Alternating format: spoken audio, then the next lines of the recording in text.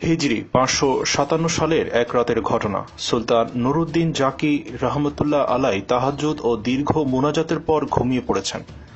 চারদিকে নীরব নিস্তব্ধ, কোথাও কোনো সাড়া শব্দ নেই। এমন তো অবস্থায় হঠাৎ তিনি স্বপ্নে দেখলেন স্বয়ং রাসূল সাল্লাল্লাহু আলাইহি ওয়াসাল্লাম তার কামরায় উপস্থিত। তিনি কোনো ভূমিকা ছাড়াই দুজন নীল চক্ষু বিশিষ্ট লোকের দিকে ইঙ্গিত করে বললেন, নুরউদ্দিন মাহমুদ, এরা আমাকে বিরক্ত করছে, এই দুজন থেকে আমাকে মুক্ত করো। এই ভয়াবহ স্বপ্ন দেখে নুরউদ্দিন জাঙ্কি রহমতুল্লাহ অত্যন্ত ভীত সন্ত্রস্ত হয়ে ঘুম থেকে জাগ্রত হলেন এবং কিংকর্তব্য বিমূঢ় হয়ে গোটা কক্ষময় পায়চারি করতে লাগলেন। সাথে সাথে তার মাথায় বিভিন্ন প্রকার চিন্তা ঘুরপাক খেতে লাগলো। হৃদয় রাজ্যে ভিড় জমালো হাজারো রকমের প্রশ্ন।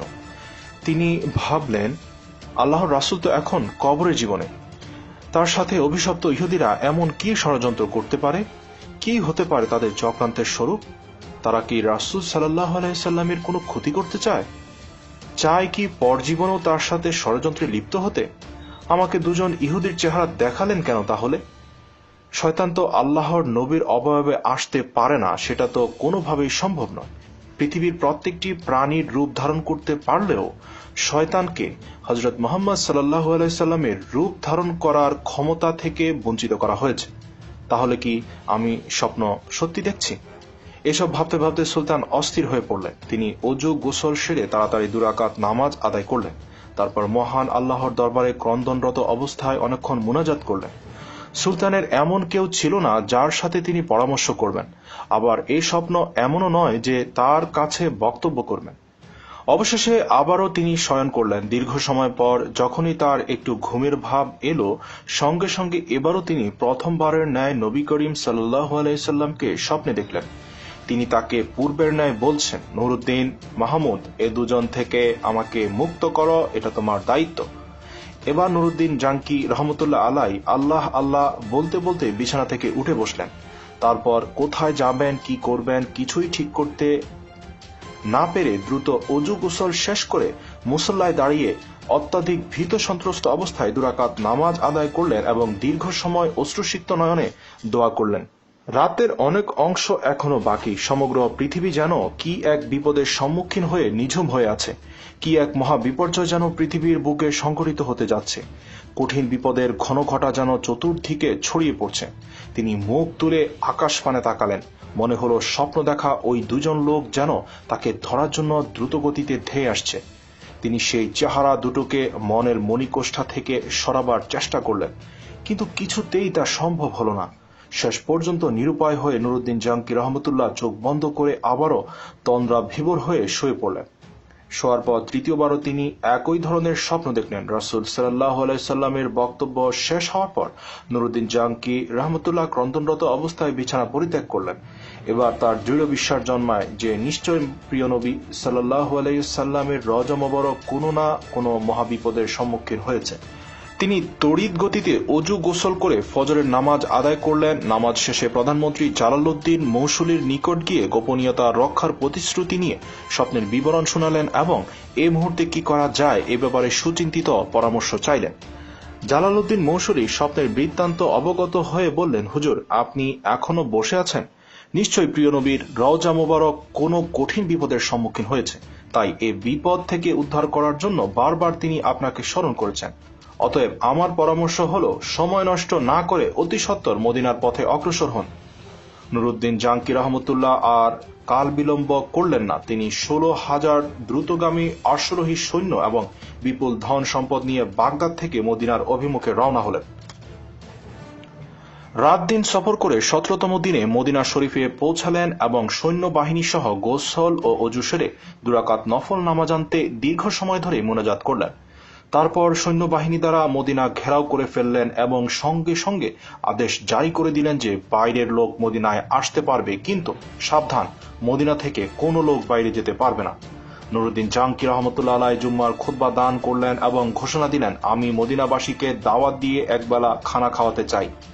আমার অভিলাষ সকলেই যেন এই দাওয়াতে অংশগ্রহণ করে। সুলতান মদিনাবাসীকে আপ্যায়নের জন্য বিশাল আয়োজন করলেন এবং প্রত্যেকের নিকট অনুরোধ করলেন মদিনার কোনো লোক যেন এই দাওয়াত থেকে বঞ্চিত না হয়। নির্ধারিত সময়ে দাওয়াত খাওয়া শুরু হলো। প্রত্যেকে তৃপ্তি সহকারে খানা খেল। যারা দূর দূরান্ত থেকে আসতে পারেনি তাদেরকেও শেষ পর্যন্ত ঘোড়া ও গাধার পিঠে চড়িয়ে আনা হলো। এভাবে প্রায় 15 দিন পর্যন্ত অগণিত লোক শাহী দাওয়াতে শরিক হওয়ার পর সুলতান জিজ্ঞাসা করলেন, আরও কেউ অবশিষ্ট আছে কি? থাকলে তাদেরকেও ডেকে আনো। এই নির্দেশের পর সুলতান বিশ্বস্ত সূত্রে অবগত হলেন যে আর কোনো লোক দাওয়াতে আসতে বাকি নেই। এ কথা শুনে তিনি সীমাহীন অস্থির হয়ে পড়লেন। চিন্তার অথৈ সাগরে হারিয়ে গেলেন তিনি। ভাবলেন, যদি আর কোনো লোক দাওয়াতে শরিক হতে বাকি না থাকে তাহলে সেই অভিশপ্ত লোক দুজন গেল কোথায়? আমি তো দাওয়াতে শরিক হওয়া প্রতিটি লোকেরই অভ্যন্তরে গভীরভাবে পর্যবেক্ষণ করেছি, কিন্তু কারো চেহারাই তো স্বপ্ন দেখা লোক দুটোর চেহারার সাথে মিলল না। তাহলে কি আমার মিশন ব্যর্থ হবে? আমি কি ওই কুচক্রী লোক দুটোকে গ্রেপ্তার করে দৃষ্টান্তমূলক শাস্তি দিতে সক্ষম হব না? এসব চিন্তায় বেশ কিছুক্ষণ তিনি ডুবে রইলেন। তারপর আবারও তিনি নতুন করে ঘোষণা করলেন, আমার দৃঢ় বিশ্বাস মদিনার সকল লোকদের দাওয়াত খাওয়া এখনো শেষ হয়নি।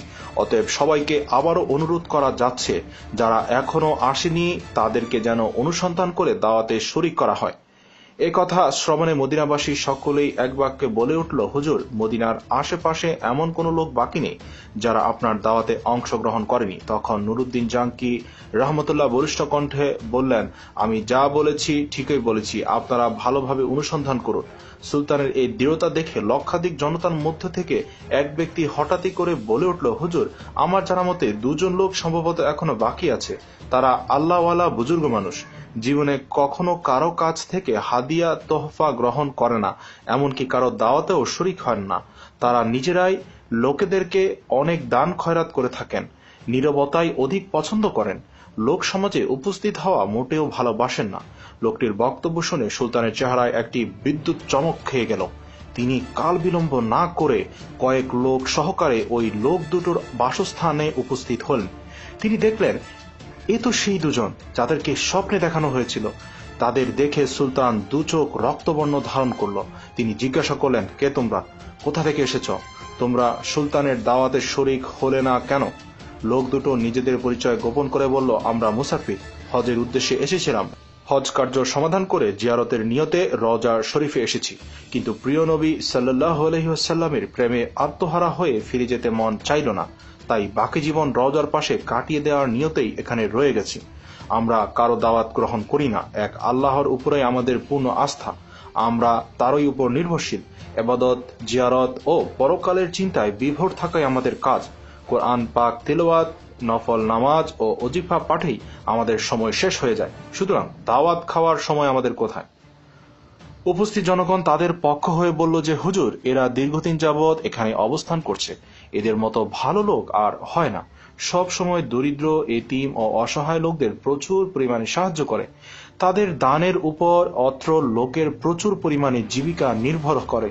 নুরুদ্দিন জাঙ্কি রহমতুল্লাহ লোকদের কথা শুনে লোক দুটোর প্রতি পুনরায় গভীর দৃষ্টিতে তাকালেন। অত্যন্ত সূক্ষ্মভাবে তাদের পা থেকে মাথা পর্যন্ত পর্যবেক্ষণ করলেন।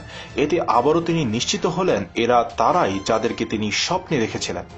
এবার সুলতান জলদ গম্ভীর স্বরে তাদেরকে বললেন, সত্য কথা বলো, তোমরা কে, কেন, কি উদ্দেশ্যে মদিনায় থাকছ?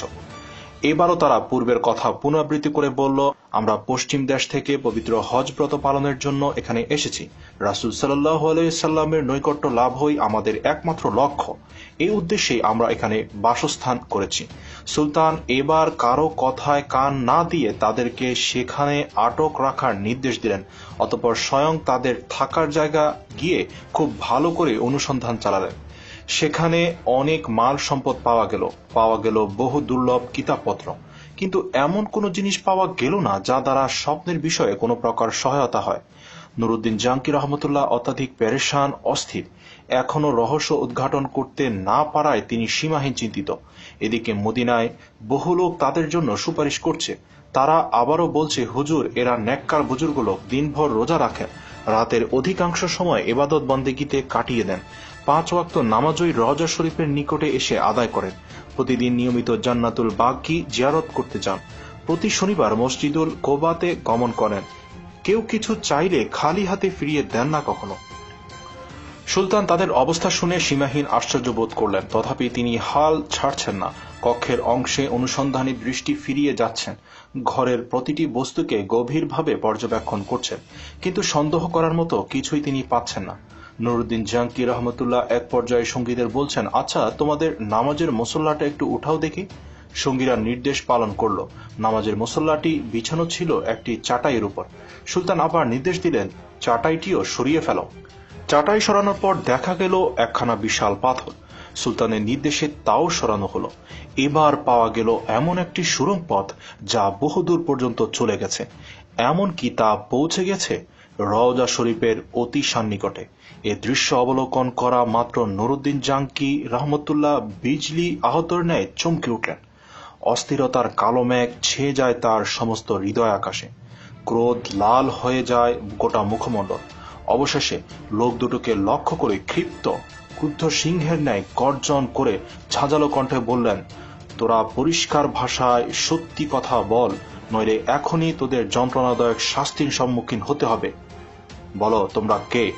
তোমাদের আসল পরিচয় কি? কারা কি উদ্দেশ্যে তোমাদের এখানে পাঠিয়েছে? সুলতানের কথায় তারা ঘাবড়ে গেল। কঠিন বিপদ সামনে দেখে আসল পরিচয় প্রকাশ করে বলল, আমরা ইয়াহুদি। দীর্ঘদিন যাবৎ আমাদেরকে মুসল শহরের ইহুদিরা সুদক্ষ কর্মী দ্বারা প্রশিক্ষণ দিয়ে প্রচুর অর্থ সহকারে এখানে পাঠিয়েছে। আমাদেরকে এজন্য পাঠানো হয়েছে যে আমরা যেন কোনো উপায়ে মুহাম্মদ সাল্লাল্লাহু আলাইহি সাল্লাম এর শবদেহ বের করে ইউরোপীয় ইহুদিদের হাতে হস্তান্তর করি। এই দুরূহ কাজে সফল হলে তারা আমাদেরকে আরো ধন সম্পদ দিবে বলে প্রতিশ্রুতি দিয়েছে। সুলতান বললেন, তোমরা তোমাদের পরিকল্পনা বাস্তবায়নের জন্য কি পদ্ধতি অবলম্বন করেছিলে? কিভাবে তোমরা কাজ করতে?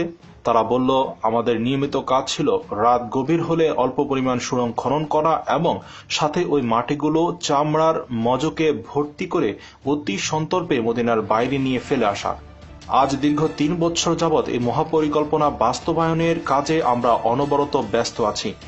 যে সময় আমরা রওজা মোবারকের নিকট পৌঁছে গেলাম এবং সিদ্ধান্ত গ্রহণ করলাম যে 1 সপ্তাহের মধ্যে বিশ্বনবীর লাশ বের করে নিয়ে যাব, ঠিক সে সময় ধরে আমাদের মনে হলো আকাশ যেন ভেঙে টুকরো টুকরো হয়ে যাচ্ছে, জমি যেন প্রচন্ড ভূকম্পনে থরথর করে কাঁপছে, যেন সমগ্র পৃথিবী জুড়ে মহাপ্রলয় সংঘটিত হচ্ছে। অবস্থা এতটাই শোচনীয় রূপ ধারণ করলো, মনে হলো সুড়ঙ্গের ভেতরে যেন আমাদের সমাধিস্থ হয়ে পড়বে। এ অবস্থা প্রত্যক্ষ করে ভীত সন্ত্রস্ত হয়ে আমরা কাজ বন্ধ করে রেখেছি। তাদের বক্তব্যে সুলতানের নিকট সবকিছুই পরিষ্কার হয়ে গেল। তাই তিনি লোক দুটোকে নজিরবিহীন শাস্তি দেওয়ার ব্যবস্থা গ্রহণ করলেন, যাতে ভবিষ্যতে আর কেউ এমন দুঃসাহস দেখাতে না পারে। তিনি মসজিদ হতে অর্ধমাইল দূরে একটা বিশাল ময়দানে 20 তাহ উঁচু একটি কাঠের মঞ্চ তৈরি করলেন। সাথে সাথে সংবাদ পাঠিয়ে মদিনা ও মদিনার আশপাশের লোকদেরকে উক্ত ময়দানে হাজির হওয়ার নির্দেশ প্রদান করলেন। নির্ধারিত সময়ে লক্ষ লক্ষ লোক মাঠে সমাবেত হল। সুলতান নুরুদ্দিন জাঙ্কি রহমতুল্লাহ অপরাধী লোক দুটিকে লৌহ শিকলে আবদ্ধ করে মাথার উপর বসালেন। তারপর বিশাল জনসমুদ্রের মাঝে তাদের হীন চক্রান্ত ও ঘৃণ্য তৎপরতার কথা উল্লেখ করলেন। সুলতান নুরুদ্দিন জাঙ্কি রহমতুল্লাহ এর বক্তব্য শ্রবণ করে লোকজন বিস্ময়ে হতবাক হয়ে গেল। তারা এই ঘৃণ্য ষড়যন্ত্রে দৃষ্টান্তমূলক শাস্তি দাবি করল। সুলতান বললেন, হ্যাঁ, এদের শাস্তি দৃষ্টান্তমূলকই হবে। তিনি লোকদেরকে বিপুল পরিমাণ লাকড়ি সংগ্রহের নির্দেশ দিলেন। তারপর লক্ষ জনতার সামনে সেই ইহুদি দুটোকে মঞ্চের নিম্নভাগে আগুন লাগিয়ে পুড়ে ভস্ম করে ফেললেন। কোন কোন বর্ণনায় আছে সেই আগুন নাকি দীর্ঘ 11 দিন পর্যন্ত জ্বলছিল। অতঃপর তিনি বিপুল পরিমাণ অর্থ ব্যয় করে 1000 মণ সীসা গলিয়ে রওজা শরীফের চতুর্পার্শ্বে মজবুত প্রাচীর নির্মাণ করে দেন, যেন ভবিষ্যতে আর কেউ প্রিয় নবীজি হযরত মুহাম্মদ সাল্লাল্লাহু আলাইহি সাল্লামের কবর পর্যন্ত পৌঁছাতে সক্ষম না হয়। তারপর তিনি কায়মনো বাক্যে আল্লাহ পাকের শুকরিয়া আদায় করলেন এবং তাকে যে এত বড় খেদমতের জন্য কবুল করা হলো সেজন্য সপ্তাহকাল ব্যাপী আনন্দাশ্রু বিসর্জন দিলেন। ইতিহাসের পাতা থেকে অবগত হওয়া যায়, নুরুদ্দিন জাঙ্কি রহমতুল্লাহ ইন্তিকাল করলে ওসিয়ত মোতাবেক তার লাশকে রাসূলুল্লাহ সাল্লাল্লাহু আলাইহি সাল্লামের রওজা মোবারকের অতি নিকটে দাফন করা হয়। এসকে টিভির সকল আপডেট পেতে এখনই সাবস্ক্রাইব করুন। ধন্যবাদ।